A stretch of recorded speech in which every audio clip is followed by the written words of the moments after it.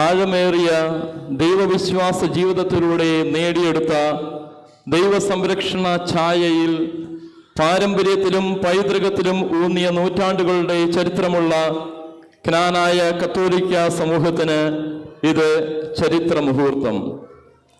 ചരിത്രത്തിന് പ്രാധാന്യം നൽകുന്ന ക്നാനായ സമുദായത്തിൻ്റെ വരും തലമുറയുടെ ചരിത്രത്തിൻ്റെ തങ്കത്താളുകളിൽ രേഖപ്പെടുത്തുന്ന മറ്റൊരു ചരിത്ര മുഹൂർത്തത്തിനാണ് ഇന്ന് ഇവിടെ ആയിരുന്നു കൊണ്ട് നാമും ഓൺലൈനായി ലോകത്തിൻ്റെ നാനാ കോണുകളിൽ നിന്നും നമ്മെ വീക്ഷിക്കുന്ന ക്നാനായേതര സമൂഹവും സാക്ഷ്യം വഹിക്കുന്നത്.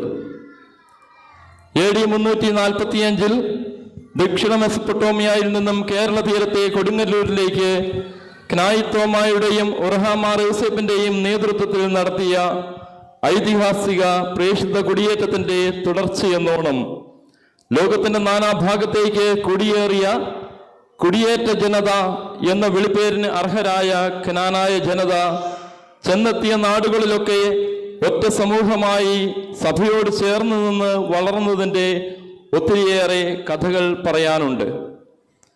2000 ആണ്ട് മുതൽ UK കുടിയേറിയ ക്നാനായ ജനത തങ്ങളുടെ ദൈവവിശ്വാസത്തിലുള്ള സഭാത്മക ജീവിതം വഴിയായി കിട്ടിയ സഭയുടെ അംഗീകാരമായിരുന്നു ഗ്രേറ്റ് ബ്രിട്ടൻ സീറോ മലബാർ രൂപതയിൽ 15 ക്നാനായ മിഷനുകൾ ലഭിച്ചത്.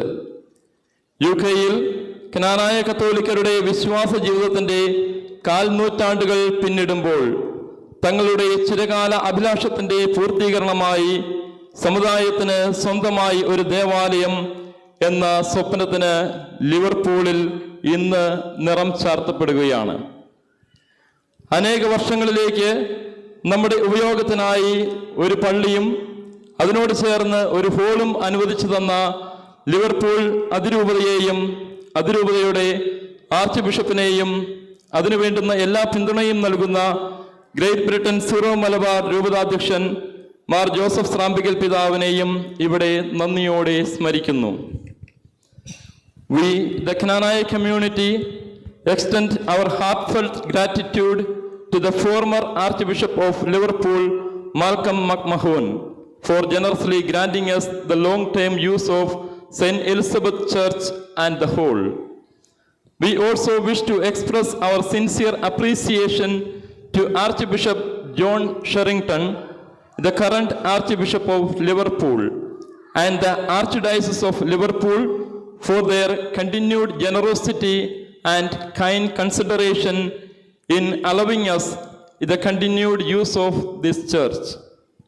Furthermore, we offer our deep thanks to His Excellency Mar Joseph Srambickle, Bishop of the Syro-Malabar Eparchy of Great Britain, for his unwavering support and guidance in all aspects of our spiritual and community life.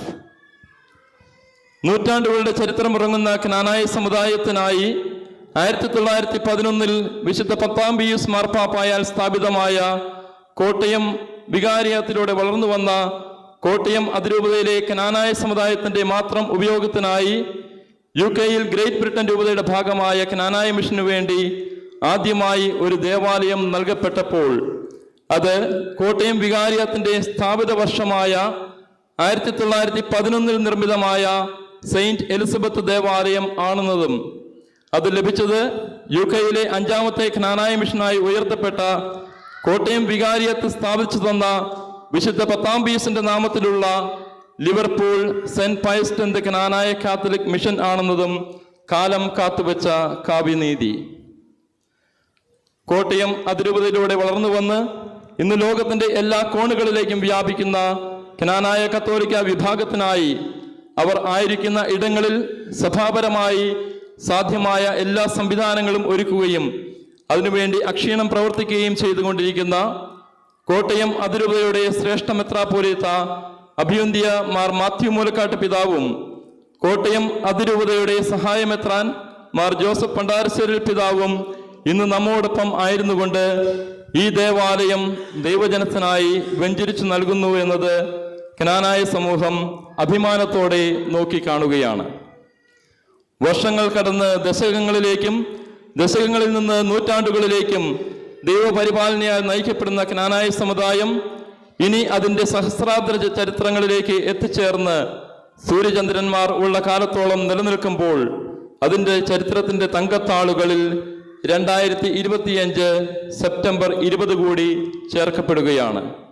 അതെ, UK-യിൽ ക്നാനായ കത്തോലിക്ക സമുദായത്തിന് ദൈവാരാധനയ്ക്കായി സ്വന്തമായി ഒരു ദേവാലയം. നൂറ്റാണ്ടുകളുടെ ചരിത്രത്തിലൂടെ കടന്നു പോകുമ്പോൾ അതിൻ്റെ ഒരു നാഴികക്കല്ലിന് സാക്ഷികളാകാൻ സാധിക്കുന്നു എന്നത് മനുഷ്യായുസിൻ്റെ ഒരു ഭാഗ്യമാണ്, അത് ഒരു പുണ്യമാണ്. ആ പുണ്യദിനത്തിന് സാക്ഷ്യം വഹിക്കുന്ന നമുക്ക് അഭിമാനത്തോടെ, നന്ദി നിറഞ്ഞ ഹൃദയത്തോടെ ദൈവസന്നിധിയിലേക്ക് കരങ്ങൾ നീട്ടാം. സ്നേഹമുള്ളവരെ, ഏതാനും നിർദ്ദേശങ്ങൾ